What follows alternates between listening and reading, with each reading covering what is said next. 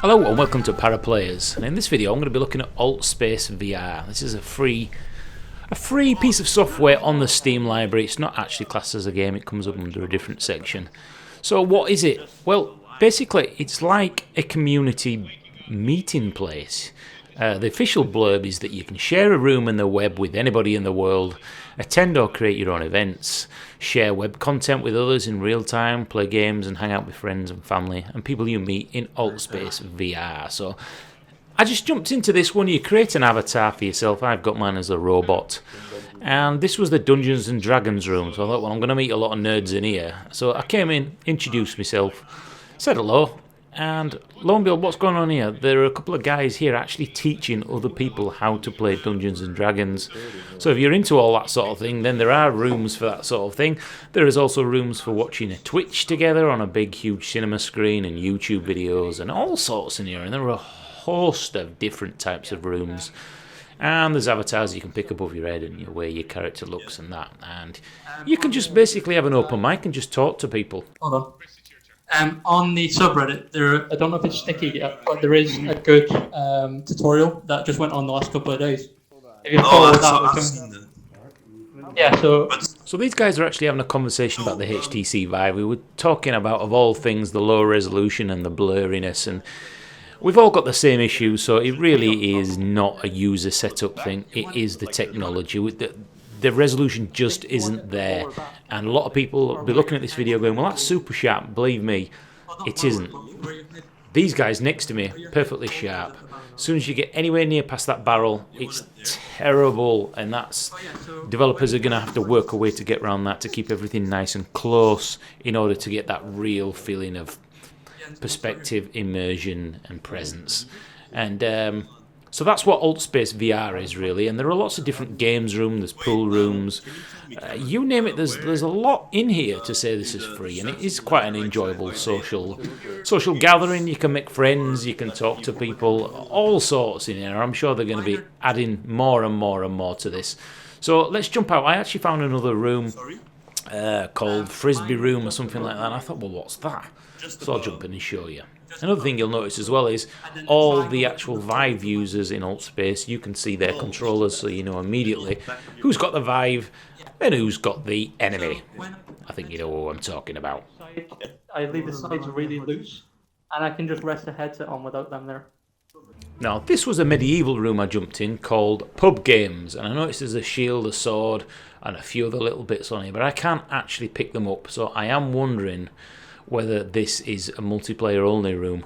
Obviously you'll be able to fight each other and throw spells across and all sorts, and as you can see there's a big scroll list here of different rooms that you can jump in and out of. I couldn't actually get to this one, I couldn't scroll it across. I don't know whether I tried to use the little scroll bar at the bottom, but it didn't make any difference. But of course it's only early days, so let me just go through here and we'll pick another one. And if I remember rightly, I did pick the, was it the large? This one here at the bottom, because I thought it had a fish tank in it. So let's jump straight into that. And that's as simple as that. That's all you need to do. And it does tell you on each one of those menus how many people are actually in each room or each zone.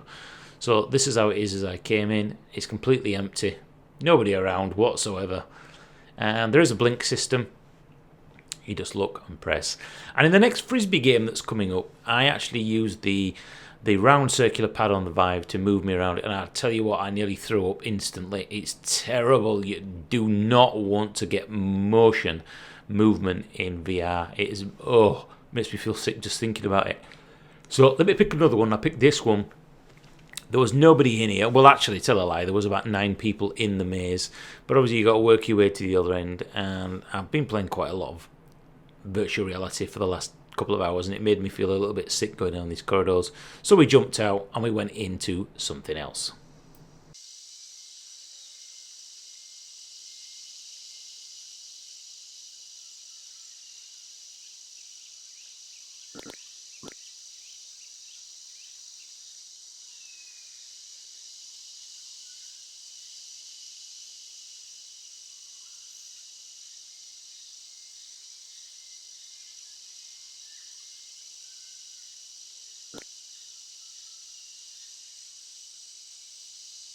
No, that's enough of that. That is enough of that. So let me bring up the menu here. And we'll go and play the Frisbee game, which is this thing here. As you can see, there's 9 people playing this at the minute. And it looks like it's almost a full round of golf. Think of it like that. So here we are. We're in. And this is just giving you instructions on how you actually play it. So I was thinking, right, okay. How do we actually get in? You can see the scoreboard at the top there of the other players that are in there. So all we do is we jump into this thing here.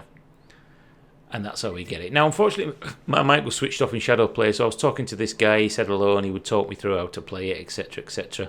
And I thought you had to pick the Frisbee up, throw it behind your head, and throw it like a normal Frisbee. And in doing so, again, because I'm only in standing room, I bashed the bloody wall. So my bloody Vive controllers are not going to be lasting very long, I tell you.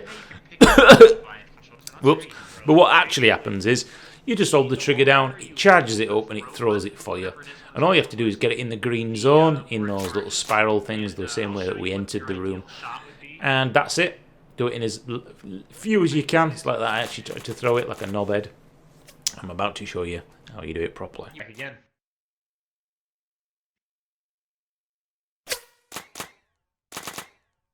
I'm basically trying to make it in one shot, and it's really hard. Nope, I ain't gonna cut it. Come on, you gotta follow it. There you go. Yeah. And so it continues on. It certainly is an interesting aspect for social, social experiments, and there was a few posts on Reddit about social anxiety disorder and whether this helps. You know, you come in, you are literally talking to these people, but you have an escape, and maybe there is something in that psychologically. So I hope you enjoyed this quick look at aLTsPACevr. There is lots more content in there. I'm not going to fill it with hours and hours of content for you, but it was just to give you a little sniff around in this alternate world. I don't know whether I'd be spending too much time in here unless you were using it instead of TeamSpeak. What I mean by that is if you're just getting in to talk to your friends, you could actually meet in there, play pub games while you're all in the same room, etc., etc. But you could do that with any other game, I guess. Interesting. I may jump back in and have another look at another point, but in the meantime, I've been ParaPlays in the alternate universe. Hope you enjoy it. Subscribe, thumbs up, and I'll see you in another video coming soon from the Vive and ParaPlaysVR. Bye-bye.